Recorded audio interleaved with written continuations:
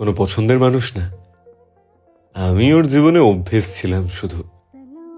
এই ভীষণ ব্যস্ত দুনিয়ায় খানিকটা ফাঁকা সময় কাটানোর মাধ্যম ছিলাম আমি। কোনো কোনো দিন অনেক গল্প হতো, ও বলে দিত আমায় সব। তাই আমি ভেবে নিতাম আমায় ছাড়া চলবে না ওর। ও আসতো, থাকতো, চলে যেত, আর আমি ওকে নিয়ে সাজিয়ে নিতাম দুনিয়া। কিন্তু আমার মতো দুনিয়া ওর জীবনে আরো অনেক ছিল। এক শহরে বেশি দিন থাকতো না ও, কিন্তু এই বদলে যাওয়ার আধুনিকতায় আমি দেখাতে পারিনি অভিমান, বলতে পারিনি কিছু, দিতে পারিনি কোনো দোষ।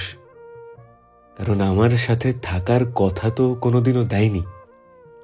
ও শুধু সময় কাটাতে আসতো, আর আমি সেটাকে গুরুত্ব ভেবে নিতাম, সাজিয়ে নিতাম গল্প, ভেবে নিতাম স্বপ্ন।